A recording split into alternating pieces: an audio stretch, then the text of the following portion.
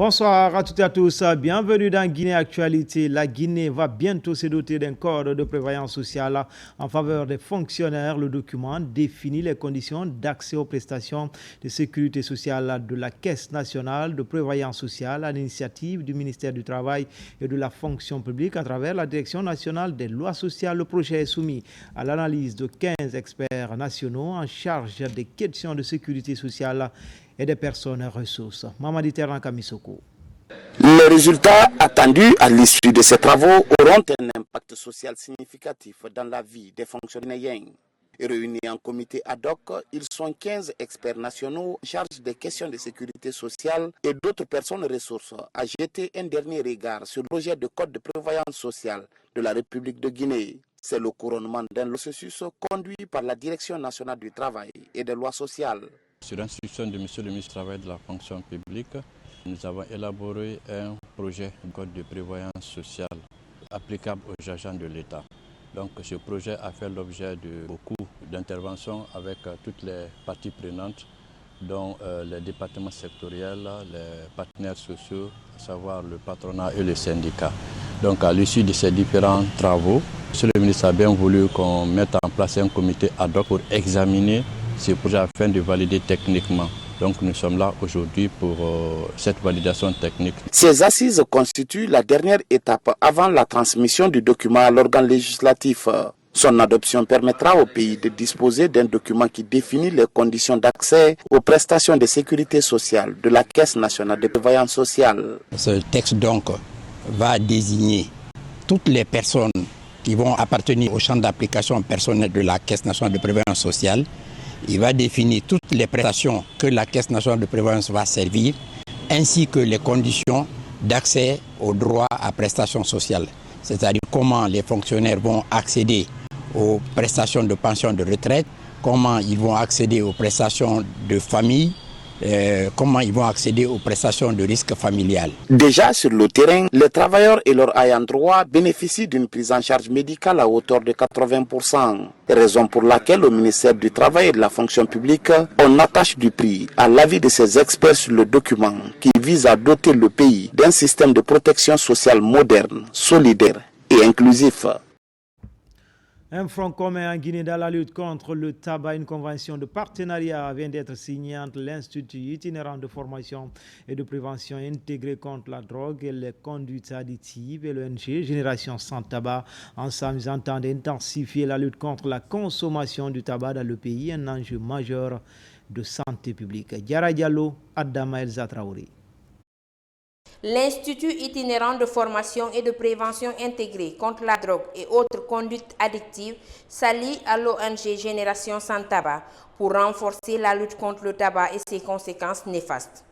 À travers cette convention, les deux entités ambitionnent de conjuguer leurs efforts et expertises afin d'accentuer les actions de prévention, en particulier chez les jeunes. Cette initiative de convention fait foi à la lutte contre la drogue, la consommation de la cigarette, la consommation de tabac et de l'héroïne. Vous n'êtes pas sans savoir que nous, ONG Génération sans tabac, nous l'avons créé pour sauver des vies humaines. Nous l'avons créé pour faire la promotion de la santé.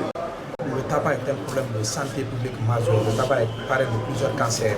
Aujourd'hui, nous savons avec l'étude que nous avons réalisée au niveau de l'enseignement universitaire, 3,85% des jeunes consomment le tabac. Donc c'est une préoccupation nationale, c'est la raison nous avons jugé nécessaire de signer une convention de partenariat avec cette ONG Génération sans tabac. Ce partenariat marque la naissance d'un front commun pour dire non au tabac, à la drogue et promouvoir une jeunesse plus consciente et en meilleure santé. Cette initiative bénéficie déjà de plusieurs soutiens. Nous, médias d'État, notre rôle c'est de sensibiliser, éduquer, accompagner. C'est pour cela, les activités telles, je me réjouis et je dis encore, partout où vous serez, je serai le troisième pour vous accompagner. Ce que je me dis, ça s'inscrit dans ma politique.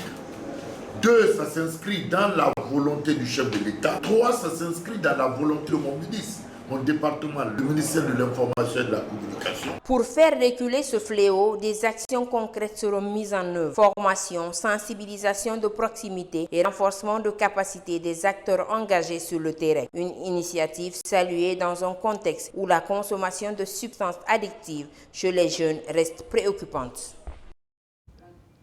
Et puis cette bonne nouvelle pour les acteurs de l'industrie culturelle et créative, il s'agit du lancement par le Fonds de développement d'art et de la culture de l'appel à candidature pour le financement des projets culturels et artistiques en toile de fond, accompagner les acteurs des arts et de la culture dans la réalisation de leurs projets. Safia Toukonde, Mohamed Bangoura.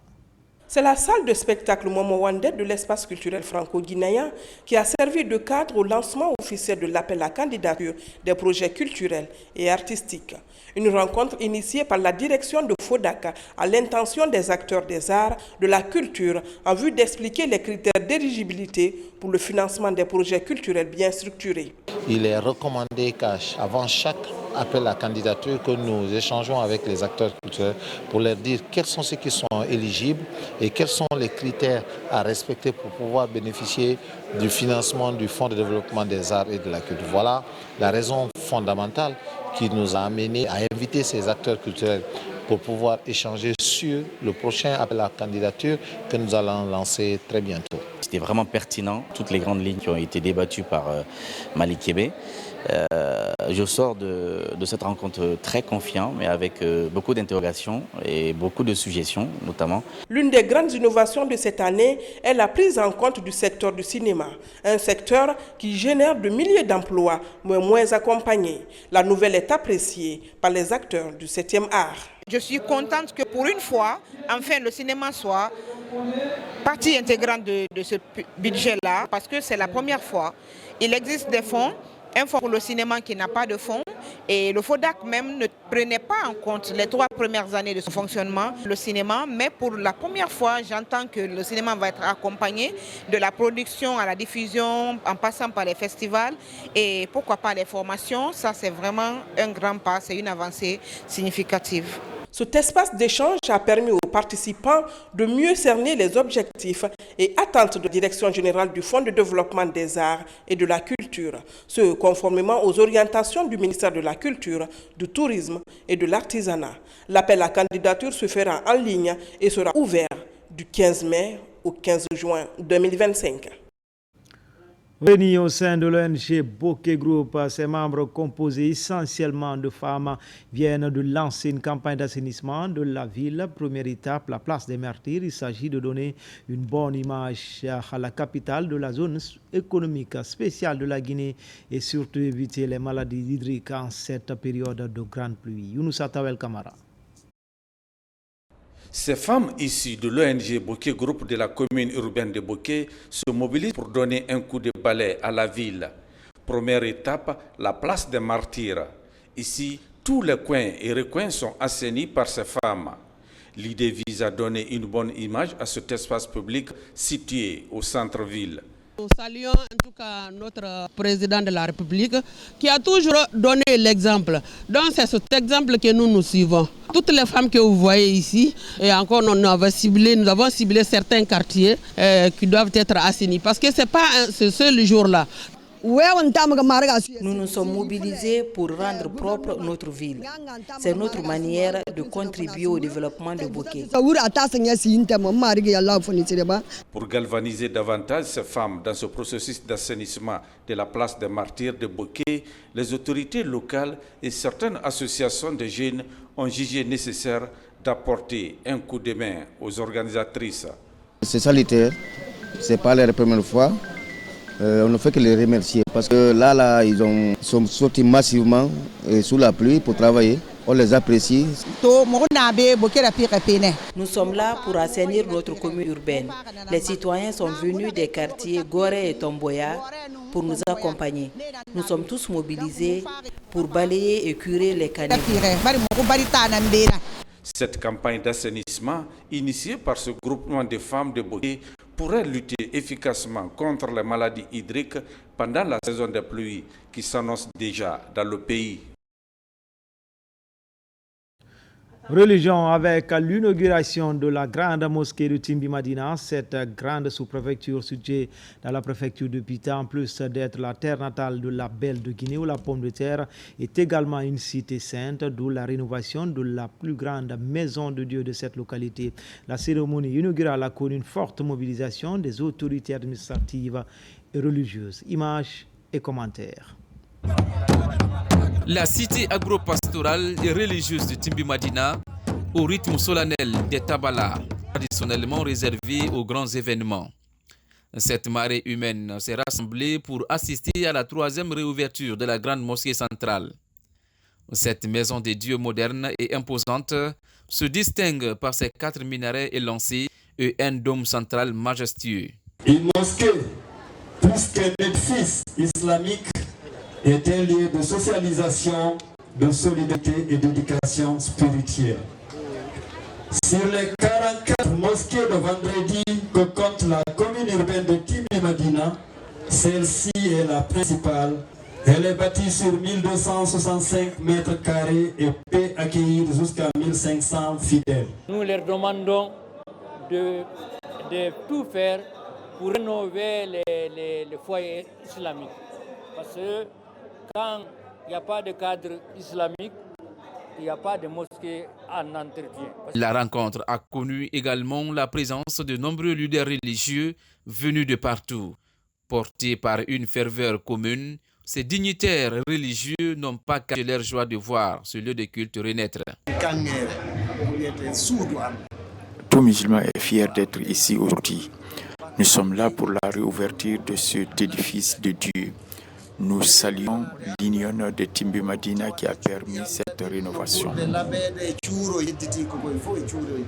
Présente à l'événement, la ministre de l'Environnement et du Développement durable exhorte les fidèles à faire de cette mosquée un véritable sanctuaire de paix, de tolérance et de vivre ensemble. Au nom du gouvernement, je réitère notre engagement à accompagner de telles initiatives qui renforcent la cohésion sociale, la foi et le développement local, conformément à la vision du président de la République, le général Mamadi Doumbouya.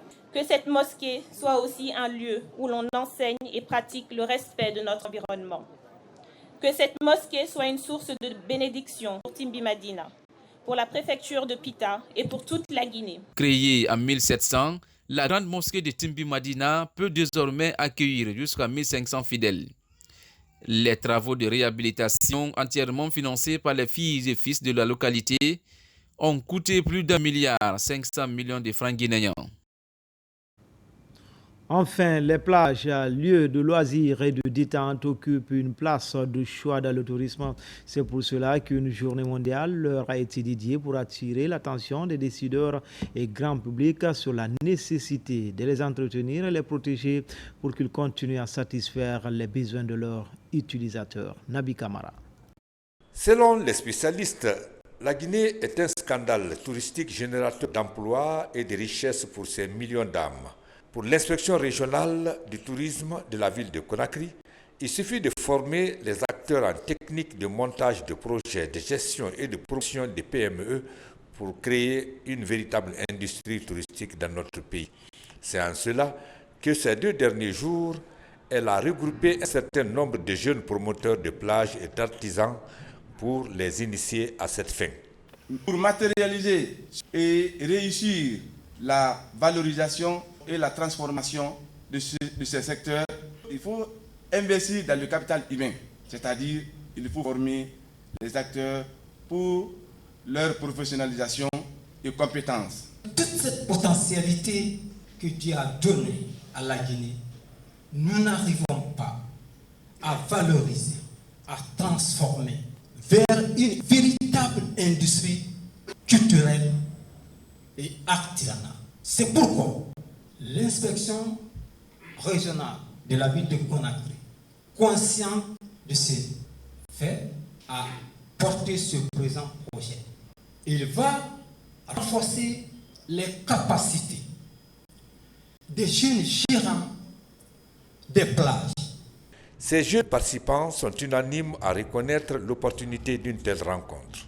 Nous incite vraiment les jeunes à prendre soin des plages pour que notre Guinée puisse être un pays qui va vraiment attirer les autres pays aussi à venir visiter. La Guinée, on a le potentiel car la Guinée a toutes les qualités, a tous les atouts. C'est un paradis qui peut attirer le monde entier. Car si on continue comme ça, cette place va recueillir des grandes personnalités les moments venus. Cette formation se situe dans le cadre de la célébration de la fête des plages, lieu de loisirs et de détente dans l'esprit sain. C'est tout pour les infos. L'actualité se poursuit sur le www.rtcguinée.info. Je vous retrouve dans la grande édition de 20h30. À tout à l'heure pour d'autres actualités sur la Guinée, notre paradis, terre de richesse et d'innovation. Inch'Allah.